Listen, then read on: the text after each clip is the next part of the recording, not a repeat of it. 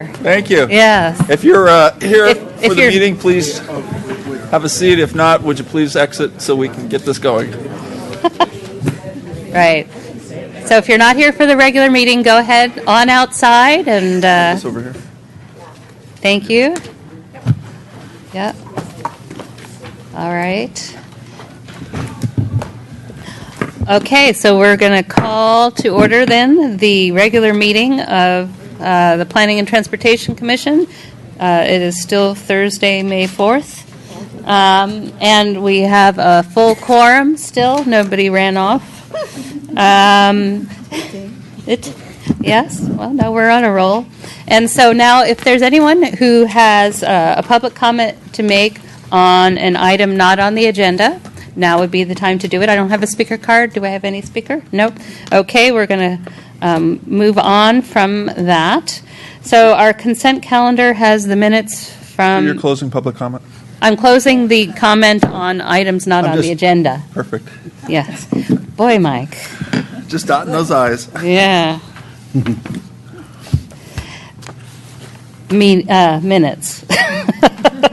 Do we have any comments on the I didn't see April any 20? corrections. Did anybody else? Then I'd like to make a motion. Second. All those in favor? Aye. Any opposed? Nay. All right, we've approved the minutes. Thank you. Let's then move on to our single discussion item, the housing element. David, it's all yours. Thank you. I'm disappointed. I thought some of these people might be for my housing element. We're here for you, David. Yes, we are. It's a hard act to follow, I think. But I'm actually proud of our housing element. It's something I've worked on 2 cycles in a row now, and really pleased that we've been able to get a certified housing element 2 cycles in a row, which is quite a feat with the state, especially given the constraints we have in this community. There's quite a few communities that still don't have certified housing elements, and it's becoming more and more important to have a certified housing element. The state is continuing to tie funding, especially transportation funding, to certified housing elements. And so I'm really proud of what we've been able to achieve here in the community, and particularly with the development of affordable housing. We have more than 150 affordable housing units in the city. In the multiple family category, we have more than 50 second living units, which we're now calling accessory dwelling units, that are contributing to our affordable housing. And that's quite an accomplishment, I think, especially when I look at what some of the other cities are struggling with, where they are collecting fees but not actually building the units and having a hard time finding places for them. So the purpose of this is we are supposed to review our housing element every year. I've taken some liberties with that the last couple of years because we've been actually working on implementing some of the housing policies. And so by connection, we've discussed most of our housing element in the last year or so in implementing it. So, but we have to do a formal review of it. And so that's this review. It's really just to check in with how we're doing on our housing policies and programs, and that's it. It's just really a check-in point for the commission and the public. And what we do is we provide a report to the state, and it's a little. I'll be giving them a copy of this report, but the actual report they get is more of a tally. How many housing units did we create? What income categories? And then which programs are we implementing in our housing element? And so I'll be submitting that shortly following our meeting. So with that context and background, I'd be happy to answer any questions in particular that you might have. This is really just for your information. We are providing a similar report to council next Tuesday, but I think we're asking a little broader question. We're not asking any question of this commission, but we are asking a question of the council in terms of they have one of their stated goals of facilitating affordable housing, or should we facilitate it more than we are now? And so I think that we're calling that question next Tuesday with council. So with that, I'm happy to answer your questions. Well, I wanted to say that I was very pleased to see this tallied up the way you did, because we live in a really unaffordable community, and I was humbly proud of the fact that we made any inroads at all. I did want to ask what the status update was relative to the accessory dwelling unit regs that we talked about here, and I know council is considering. They're going to consider those next Tuesday. Okay, so that you'll be preparing, that will parallel this, because that is an Yes. important aspect to this, even though, as I think I said at the time, I don't expect to see an avalanche of ADUs in the back of people's property, but I'd like that to be one piece of, since the state is ramming it down our throats, where we can actually step up to bat and make it good, Yeah, and and take that- the best out of it. That is an area where we achieve a few units a year, but there's definitely a lot of potential there for more. And as part of the staff research, one of the things I was curious about is one idea that we came up with was if it was legal for us to make a minimum rental period in order to discourage rapid turnover hotel-type development. On the advice of the city attorney, we are sticking with the 30-day Rats. limit. There's some, it dovetails with some state law, and Thought it was too good to be true. Good idea. we felt that was Oh, well. inappropriate. It's worth a try. Thank you. That's my questions Anita? are over. Yeah, I have several, David, and partly it's because I'm probably a little new to this, so please bear with me. On page 2, under housing production, I'm a little confused about if we rebuild a house, because there's a sentence in here, a substantial amount of the redevelopment was a rebuilding of 140 single-family dwellings. Do those get counted somehow, or are you just reporting that? Yes, those are counted as new above moderate income units, because basically we're prolonging the life. We're taking a 40 or 50-year-old residence in most cases and rebuilding it for another 40 or 50 years. But we're not adding any net new housing. That's why I'm baffled. We aren't, but the state does give us credit. The state gives for that. credit for funny things. Yeah. Okay, yeah, it doesn't have to be I understand state law doesn't have to be logical. Yeah. I'm good with that. I'm really good with, I used to work for the federal government, I understand that. With affordable housing, though, it has to be net new Okay. or converted. But to we don't get affordable. punished for the fact that we did some above market rate because we're just rebuilding. Not at all. In fact, it helps us meet our overall housing goal. Okay, They're great. only in that above moderate, I mean, Yeah. not in the BMR. Okay, in number 4 Sleight of is hand. in number 4, are you referring here to the new ordinance that we're going to someday see? The density Well, bonus? Density bonus? Yes, I am. That's the density bonus. If I were you, I would maybe refer to the state law that's to be implemented there. That might make it more clear to council.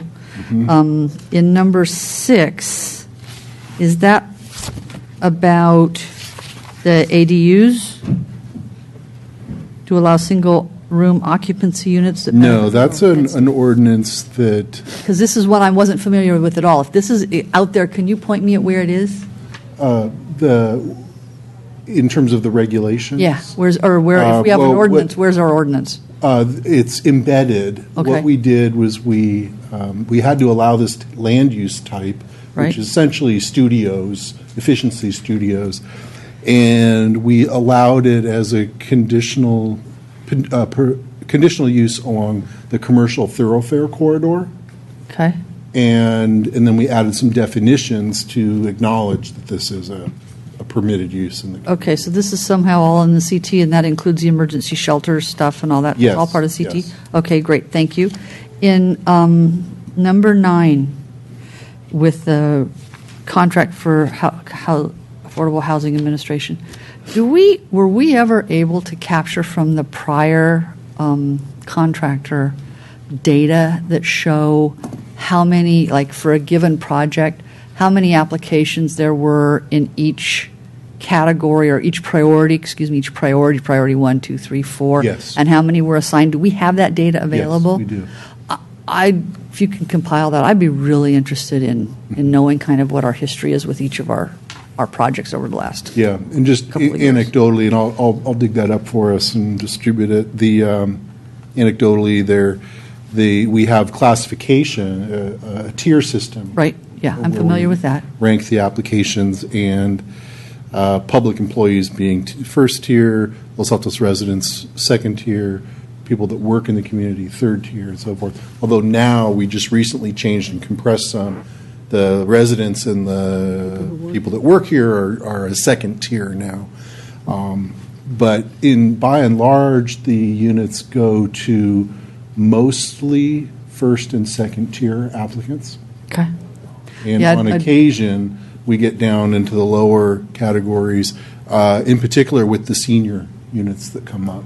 Yeah, Those that's why are the most I'd really like to see And it. I didn't anticipate that those would be the most difficult to fill within the community. Interesting. And then I'm assuming from what you just referred to, that's what 10 is here, is the change in those tiers, the definitions of those Yes. tiers? Mhm. And can you also send me that? I'm not sure where we have that. It used to be really hard to find, but I eventually did find it through the prior contractor, but I'm not sure where we store that in terms of public accessibility at this Would it point. make sense to make an attachment C with that information so that it's part of this?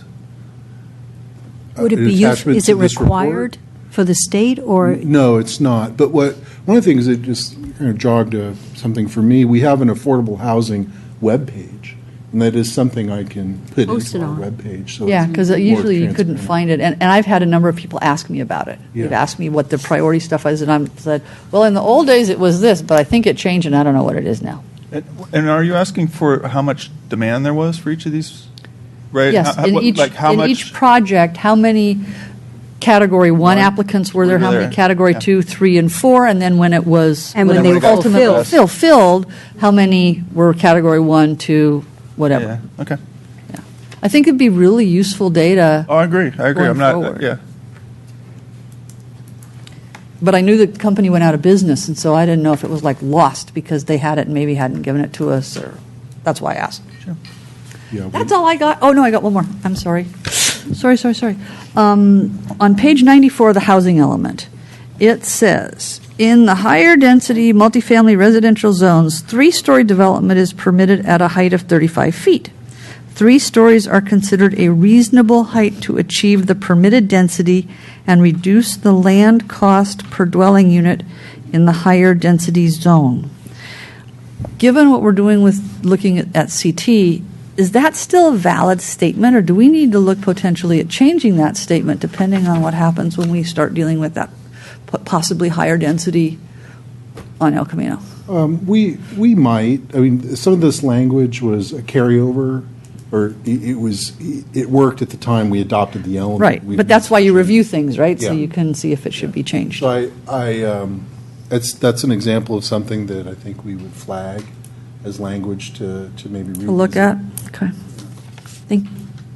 I had a question regarding attachment A. Yeah. So, Mike, several questions, but in notes, there's one says per state tally starts January 2014. What's that reference to? Yeah, there's no single asterisk. There's no single asterisk. I'm on like, it, too. Yeah. Sorry, I changed this table a few times. Basically, I just wanted to include a note because our housing element period is 2015 to 2023. right. Yet our tally can start at 2014, and so So maybe the asterisk belongs It's at on the title. definition, at On the title. Yeah. yeah, Mm-hmm. and So is that tally? Okay, I got it. So what you're saying is the first 4 things that are tallied are included in this, even though they're 2014, because of the state starting on January 1. yes, Okay. And then the second question I had was on this total units, RHNA. you have 210 and 477, which seems like we're short 267. No. But isn't it a lot? We're short 354. Yeah, exactly. Right. We haven't earned to the end of the period yet. Gotcha. No, but to date, But through today or April something, I 11th. almost felt like that. So Yes. because there have been a bunch of above moderates, it really makes the number 210 isn't really shouldn't be that high. Did you know what I mean? I had the same comment, and my suggestion is to add a delta column. So you have total units in one row, RHNA in the next, and then you have a difference. And so really, the first column above moderate is just a check mark. You've achieved 97. You've achieved more than 97, but you don't get You don't credit care. for it. Yeah. So that's a wash. I mean, we got. And then the rest of And them then are the rest short. is delta. So it's minus 110, minus 79, minus Right, 81, exactly. minus 84. So that gets us to the minus 354. That's the number that we're short. Does that make sense to you? Yes. You have that look. You have another row that is the different, what you're short. Yeah, it took me a while, but yes, I understand. Well, Yeah, just to have a thing, because Yeah. it's really not, that number you have at the end, the 210 and 477 deceptively high. has no meaning. Yeah, But now it well, also turns out that those are renewed units, and so that's really stupid to even put them there. well, but the Well- state wants to know about them because the housing stock is being maintained, and it's worth getting whatever bennies we can. Yeah. Because what we're talking about is, I think, what we need to really emphasize, that we do not have what the state would like us in moderate, low, very low, and extremely low Right. housing. We only get credited wanna for advertise 97 in that Of the first column. 184. We can have I don't know that 1,000, we it don't. doesn't matter. We get credit for they, 97. I assure you, they look at Yeah. I'm They sure know. do, affordable too. housing. Right, exactly. So And therefore, look at each one. that key number, and we brought this up in CT discussions and other, which is, we're short 354 due coming in from? 6 years. ADUs. Yeah. Well, I know. Well, but we try. Right. Yeah, and we, just to underscore a point, we have to provide the opportunity for them. We can't require people to build them, so. Correct. No, of course So if not. the ADUs come in and we have 300 properties which previously were not eligible to put in a detached accessory unit and now could, that, because of the potential, actually gives value for this Right. response to Even the even state. though in Yes. actuality, Even attached. 12 will get billed. If we're lucky. Right. If we're- But even attached They'll be at count, market right? rated, not below. Of course. Right, well, yeah. But nonetheless. And with that, is there public comment on this? Wait, no, but I still have questions of Okay, I'm clarification. sorry. I'm not sure if you're done. Yeah, I'm Anyone done. else I'm have followed. Question? Yeah, so then my question for clarification is, so obviously we just all acknowledge we're not going to hit the RHNA. And so what is the repercussion? The state will look at this, they'll look at our production, they'll look at our, how much how much potential we allowed on the sites we allowed to be developed. And if there's a trend there that, if the other sites were developed, we would achieve our goal, we'll probably be okay. But if we underperformed on the sites we did allow development on, they're going to be very critical about that in terms of our promise to them of what we think is attainable. And so, they understand. It's the market, it's the economy, it's property owners' will, there's a lot of things that have to add up to a project. And so we just have to assure them we have the opportunity to meet the goals. A rolled-up newspaper across your nose. And then my last question is I think we talked about this, with the ADUs now, we got rid of that category of, so when you're classifying them in the future, they're not going to be categorized as moderate low or very low or extremely low. So how are you going to capture the ADUs moving You're forward? presuming There- what we recommend gets approved. Yes. Well, she's assuming that the state mandate will be right, fulfilled. yeah. Yeah, you. We'll have to do a little rent analysis when we start seeing some of them come on the market, and we can count them as lower income if we can demonstrate to the state they actually are being rented at lower incomes. Wait, I thought we automatically got to count them as below market rate, that's what's in the statute. Right, by nature, that's what, exactly why I'm actually. They are, But there's a loophole, as- guys. but not in the tally. That's the loophole. They are counted as affordable housing units that we're producing. Conceptually. But unless we can assign an actual income Yes. category to it by rent, then we don't get it in our tally against the 477. So I'll be looking at that and. So we can't have an ADU column that doesn't, I mean. 'cause Without Without categorization of level? categorization? I mean, if they're telling you that we can't categorize it, then how can we not count them? Why did we just? My sense is we're going to probably be in the moderate to low on those. Okay, all right. So if we have no further clarifications, then we have one public speaker. Merge. I'm not gonna- Ask him to pronounce it. Yeah, would you say it slowly so we didn't know? Because none of us, we've heard you speak many times, and I at least don't know how to pronounce your name. My name is Mircha. Mircha. Okay, Mircha. So I really appreciated what Dave put together on this report. I just had like a couple of comments, and I'm not sure if that's the appropriate place to. And this, I think it was brought up before about the micro unit subject, where, to consider and expand and look at that program. Does it make sense? Maybe not. I mean, especially like on lots on El Camino, which have access to the Caltrain and bus and all of that. I mean, the opportunity, because I heard a city council talking about getting smaller units, like a one-bedrooms and all of that. Well, if they will be able to offer a program where, like a developer, we can put micro units, that will be beneficial, that will comply with the vision that city council would like to see. And, they complain about that some units are too large and they would like to see smaller. And then it kind of goes together with the opportunity, because I read the report and, it says that, the city needs to try to maximize some of their densities in some places. Well, I'm not sure if that was reviewed for the areas that have potential in the city. And I'm not sure all the areas, but I suspect that the higher density right now, it's on El Camino. So is that the best benefit, and are we at the best potential maximum density we can get? And that kind of put it together with the micro units.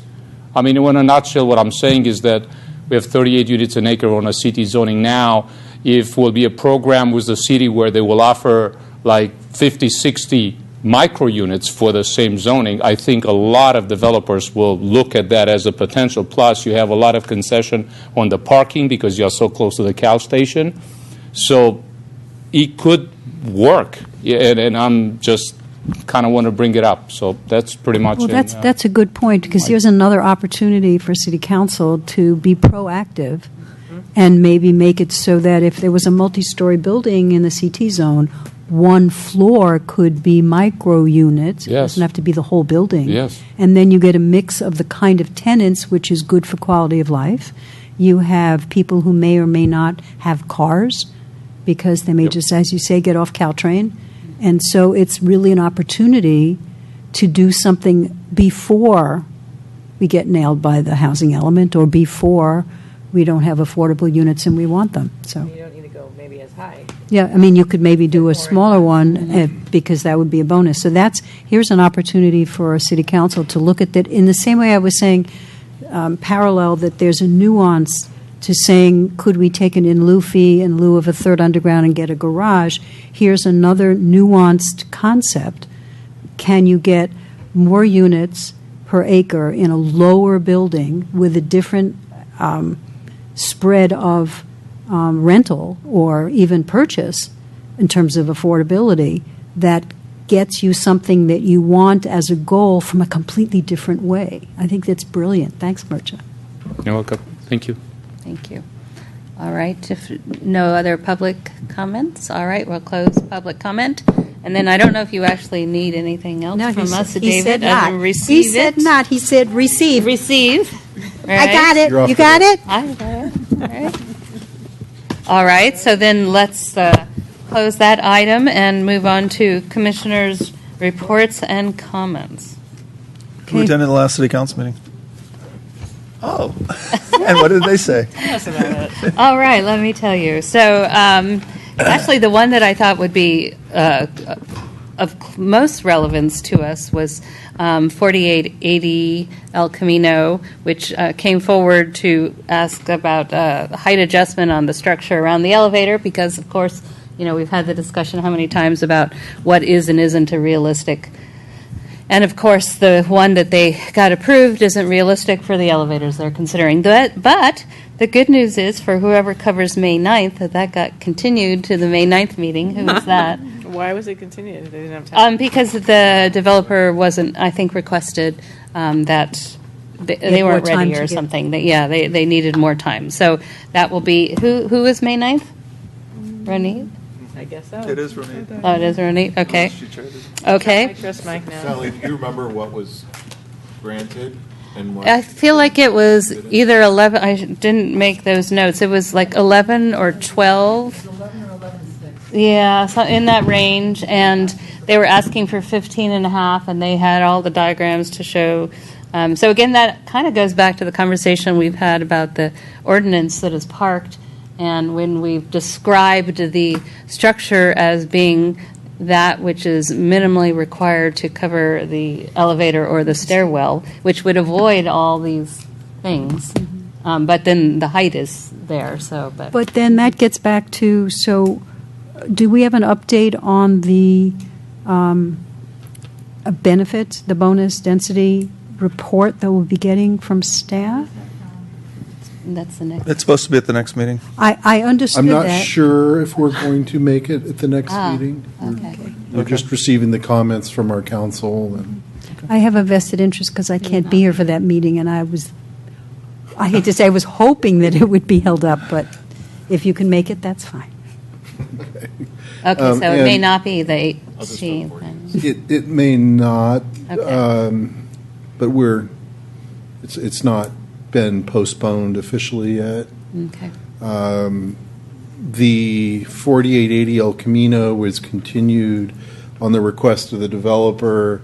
At the last minute, they floated an idea of public benefits.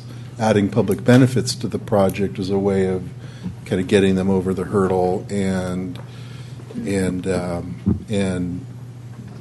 the reaction to that, they felt it was probably better to continue it to flesh out that idea a little more. I was going to say, they have a pretty high bar to go for based on what we saw tonight, if you want to talk about public benefits. Well, Right. If everyone has to be held to that standard. well, It would be an amazing public benefit. Yeah. You're talking about a 10-foot by 10-foot versus an entire building. Yeah. So there's one more update then from that city council meeting, which is, as you all probably heard or aware of, that they actually approved $25 million, a budget of $25 million for the community center, and to start a search for an architect. They also have put in place a recruitment process for the Hillview Community Center Project Task Force, which is to be composed of 11 citizens. So they went, there was a lot of discussion about whether, there were city council people on it, whether there were commission people on it. And so they ended up saying, 11 citizens. But then, 11. and then you're supposed to apply, then you'll be, that 11. And Chris sent out an email, Chris Jordan just sent out an email Right. today saying everybody Will it be who's on led by commission a- should do it. a city Right. council member? Or Well, not? no, so the city council's not going to lead it. And then I had a communication with a council member who expressed strongly that they want a planning commissioner to apply. I said, well, I think that's a little weird because, you specifically didn't put commissions on there. Not that you excluded them, but you didn't, but they apparently still want. So I am here to encourage one of us to apply, at least one of us. I already did. Oh, you applied? Yeah. Oh, okay, good. You're off the hook, guys. Yay! Well, the only question is, there's no place, there was on the application, which I filled out online, it said, and you are willing to give the time to do it that's necessary, but there wasn't a place to fill in as long as you don't do it on Thursday nights, first and third Thursdays of the month, because that would make it impossible. Well, you can mention that in the interview process. Oh, the interview, oh, goody. All right, well, good. So then that's what we, I had the message private, so, okay. Thank you. Somebody twisted your arm. Perfect. privately. No, actually, for me, it was sort of a no-brainer because I participated in the other design parts for Hillview. Hillview is my neighborhood. And I've been embarrassed. I mean, we are an incredibly wealthy town, and Hillview is just a shamble. Abysmal. It's an embarrassment. And paralleling, that's why it would be nice to have a really nice meeting space somewhere else, because when we have to have meetings in there, it's just awful. And so the thought that this might actually move forward is very exciting. And I also think that maybe the first planning architecture firm was not given enough direction to say that they didn't want, that there was a budget limit. I mean, I can't believe that they came up with that incredibly gorgeous scheme, but we couldn't afford to do it, which is kind of like the story of my architectural practice. So, You mean I a have couple clients- years ago, you're talking yeah, about I mean, right. clients come in, they Right, say, right. I have this huge amount of money and I want this, and the answer is, but that huge amount of money will only buy half of that because things are very expensive. And now we've lost this extra time, which makes things even more expensive. And so, Oh, yeah, it almost doubled, or it increased by, I forget, like 58%. So the cost per square footage when that ballot measure the bond went forward was about, I may have the numbers wrong because I didn't write them down, but $384 per square foot. It's now $611 square dollars. Of Long enough, construction it'll costs? Yes. go back down. Right, and so, so that is, so one other high. thing for the task I thought it was force. really high, too. Yeah, that's, Yeah. Well, anyway, that's what they said, but Yeah, that's- one other thing for the task force is they are Build it. allowed to consider options that include a two-story. Yeah, I thought that was good, too, but only one council member said that, I thought. No, they actually. no, there was a couple. There were, yeah, There were they several. actually approved that was on the table for options, as an option. Why I would wouldn't we? I would hope that they keep things, options as open as Oh, possible. you want green space? What If you they- want, it's a Are they going to balancing. try to Yeah. accomplish everything, like, No. No, No, the they're the focusing on fundamental- Hillview. The fundamental problem they still have, in my opinion, which you can help, God knows you could help, is they don't have a decent set of requirements. It was the first thing I wrote. If in you the- don't have I said requirements- the first thing is you have to have goals. Know what your goals are, and then you can solve They them. don't know what their current space usage is Right. by class and a number of bodies, hours doing different activities. They don't have the data, so they can't do requirements. Although they Well- did say they don't care about the past, they care about the future. But God knows how do you estimate the Well, future without knowing what you're Or doing you now. just But- make the same mistakes over and over again. So, and I we're mean, good at that. And so And expect different results. I'm excited because they also, I believe, talked about perhaps getting some partnership from Los Altos Hills in terms Yes. of money. That's right. Because they don't have a facility either, and that would be lovely. And the senior commission is joined Exactly. anyway, too. so Exactly. But the senior most space amusing would be- part about Los Altos Hills was that they said they'd love to have someone from Los Altos Hills to participate, but they'd only get a vote if they were going to buy in. They were going to pay. If they weren't going to pay, they could be there as a non-voting member. Oh, interesting. Well, that's an incentive. yeah, There's but an if they, incentive. if one person has one vote, they get outvoted and nothing that they want gets in. But that's Well, democracy. there's, yeah, right. Sounds like a win-win. So that's the update for that council meeting. I don't know, does Okay. anybody else have an update item? No? No, so do we have any potential future agenda items? I think we're okay. Adjourn. Yay, team. Woo. Thank you. Thanks for dinner, David. Oh, yeah. Oh, David. Please